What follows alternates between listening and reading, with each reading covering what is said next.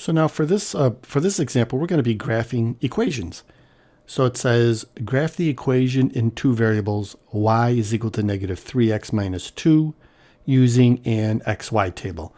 And a couple of things here. Here I have this coordinate system.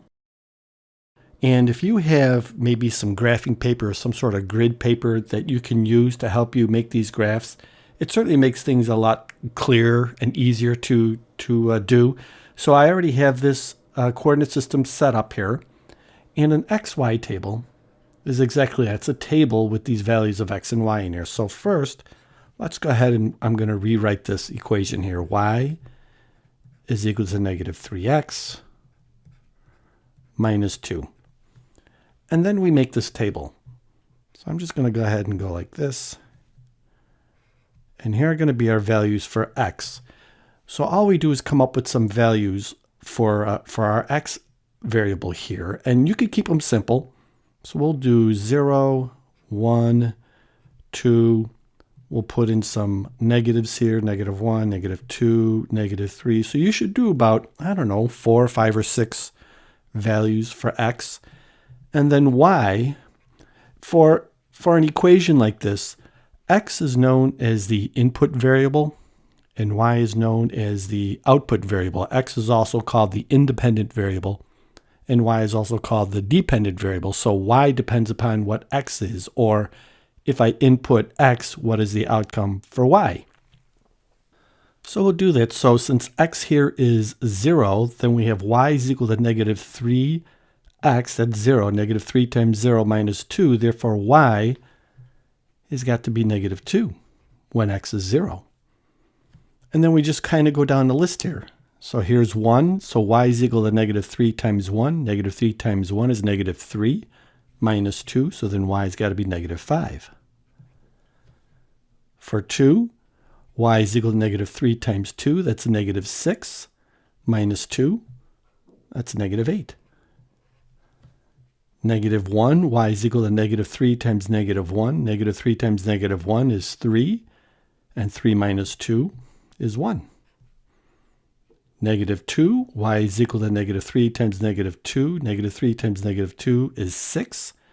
And 6 minus 2 is 4. And negative 3, y is equal to negative 3 times negative 3. That's 9. And then 9 minus 2, that's 7. And you can have more, or they don't have to be like this, but you should do just enough, simple enough, to where you can see the graph of the line start to form on your coordinate system here. So what this has done, what this has formed, is it's formed these coordinates. So when I put in a coordinate of 0, the output coordinate is negative 2. So then I go ahead and I plot that point, and we'll do that. So this is our origin here. I'm just going to go and count down here 0 and then count down 1, 2. So maybe here is 0 and negative 2 right here. Here is 1 and then negative 5.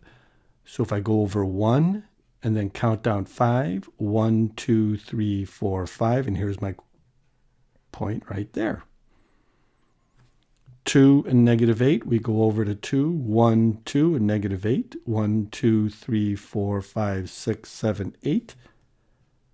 And there we go. And hopefully you could see the line start to form here. Negative 1 and 1, we come back 1 right here and up 1.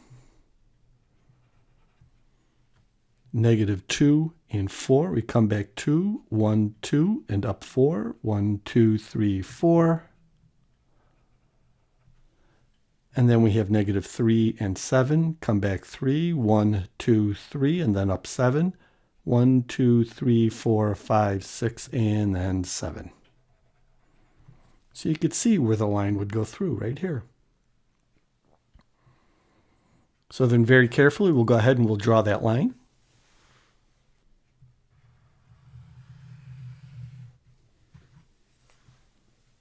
And we'll go ahead and put arrows on the end of the line. That shows you that that line goes off in either direction forever. But there is the graph of the equation of the line y is equal to negative 3x minus 2. And there you go.